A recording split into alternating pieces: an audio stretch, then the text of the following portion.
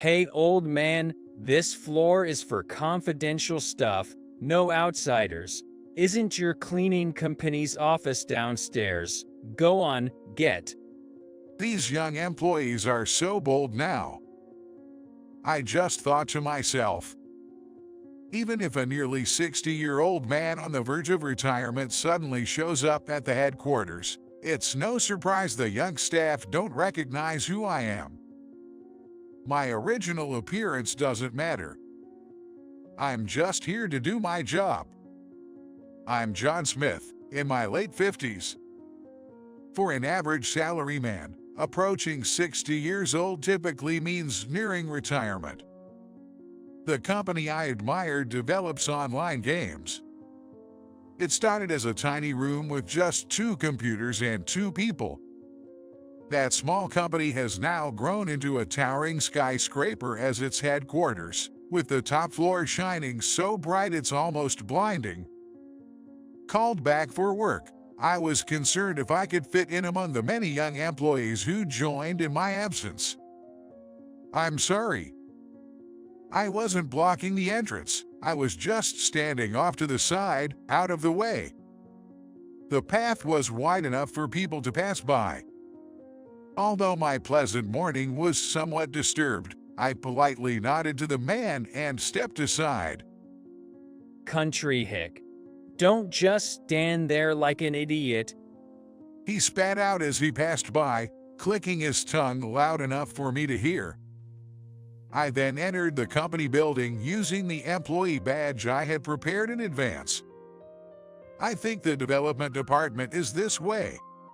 Not usually visiting the headquarters, I found myself lost in a building filled with similar-looking rooms. Then, I saw the man who had insulted me at the entrance. Noticing my gaze, he quickly recognized me and said, Hey, you. This floor is for confidential work, no outsiders allowed. The janitorial office is in the basement. Go there, now. The man probably thought I was a janitor by looking at my clothes. He made a dismissive gesture with his hand. Oh, no, you've got it wrong. I'm not a. I'm busy here.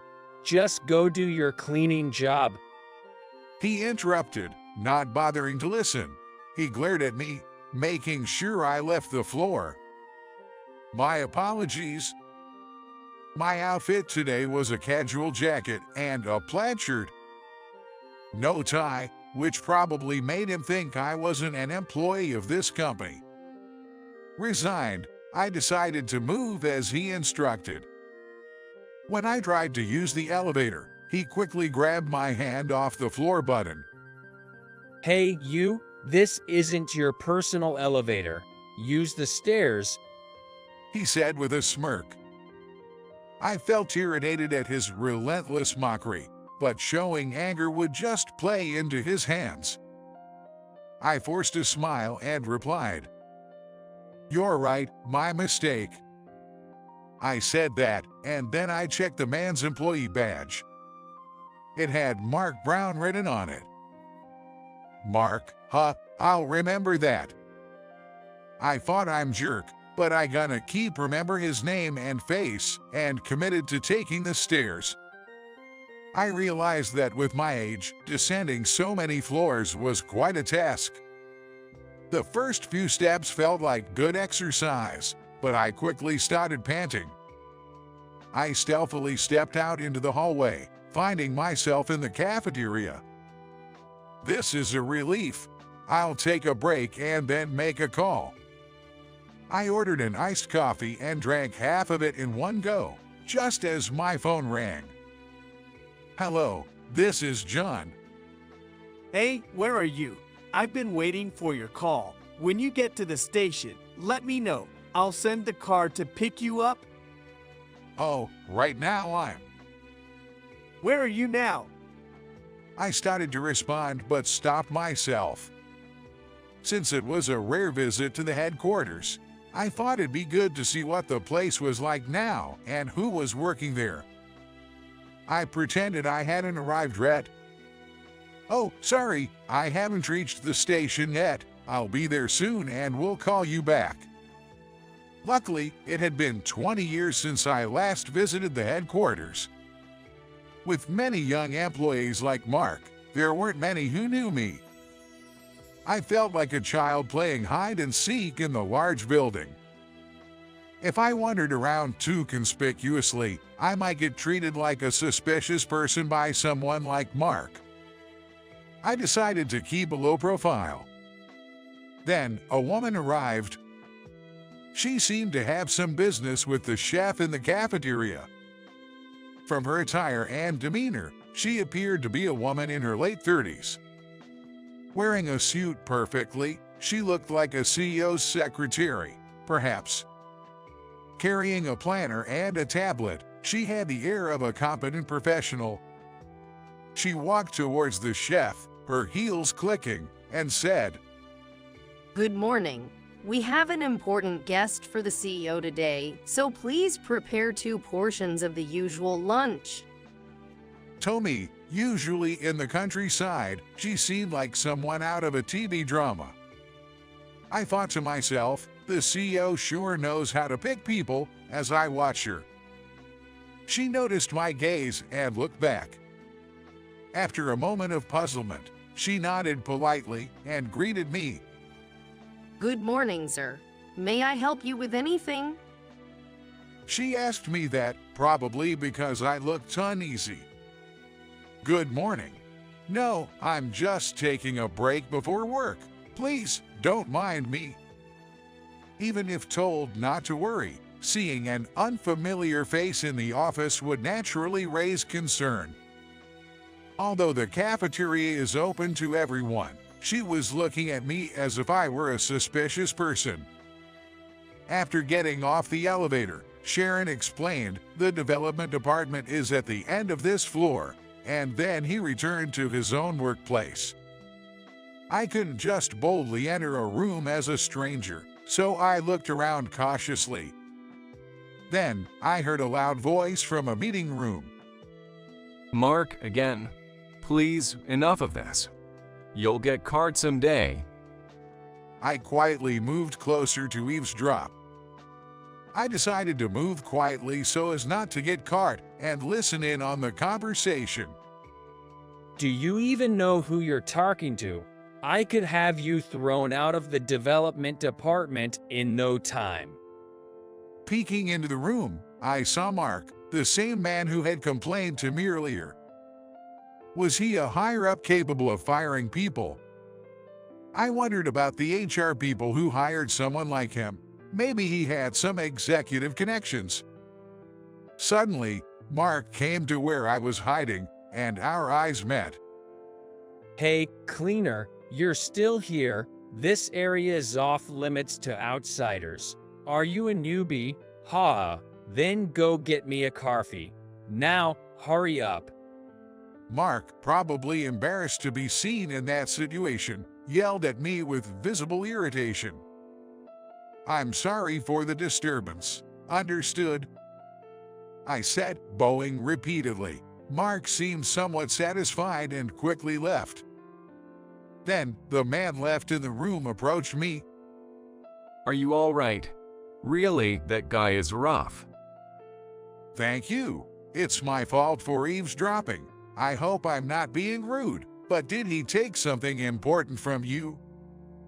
The man looked troubled, having been witnessed in an unpleasant situation, but after a few seconds, he spoke to me. "That guy, he's the son or relative of someone important in HR. That's why, despite being incapable in development, he was assigned to this department. He always takes others' ideas and pretends to work." That's a tough situation. Is it because of his connections in HR? "Please keep this between us." He requested, placing his index finger to his lips in a shush gesture. Of course, I won't tell anyone.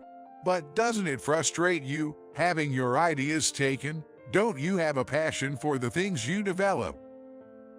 I couldn't help but ask passionately. "It does upset me.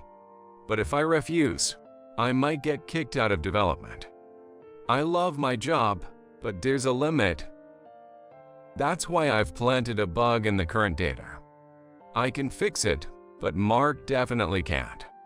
It'll be interesting to see what happens. He spoke with a hint of annoyance. Won't Mark try to get back at you? I hate to believe that such childish adults exist. Well, when that time comes, it comes. Working in a place where you can't do your job properly won't produce anything good. I've spoken too much to a stranger. Sorry, I need to get back to work.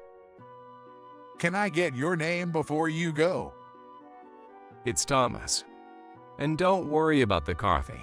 I'll buy it for him. No, it's my responsibility. You go back to your work. All right, thanks. Thomas smiled brightly, waved at me, and returned to his work. After watching him go, I took out the notepad I had received from Sharon. Sharon, it's John. Yes, how can I assist you? Sharon responded immediately after the phone rang. I'm really sorry to bother you, but could you bring a coffee to the development room? Certainly. How many cups? Just one, please. After hanging up, I pondered the reason I was called to the headquarters after 20 years. Maybe he had some inkling of the current situation. That's why he summoned me to the headquarters now. I encouraged myself to meet his expectations and reached for the doorknob of the development room. As I opened the door and entered, Mark was standing in front, seemingly preparing to present data he must have taken from Thomas earlier. Unaware of my entry, Mark was intensely focused.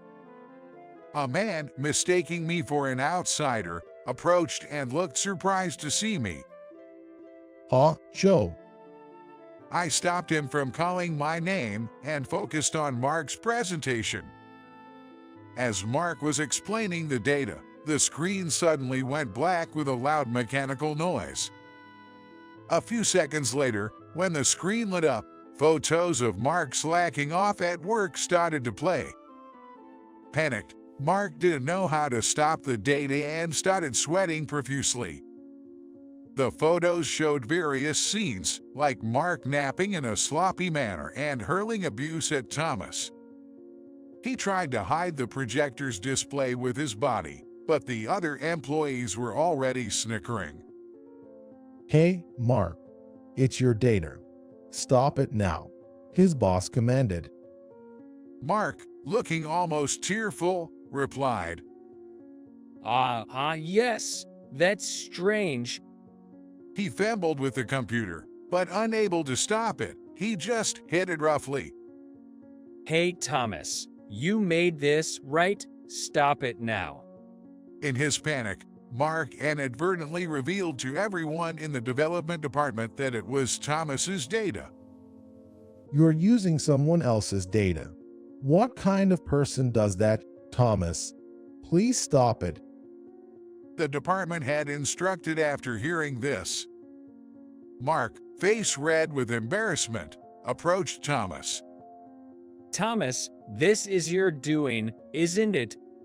Forgetting there were others around, Mark grabbed Thomas' collar and confronted him. Just as he seemed about to swing his right hand, I spoke up.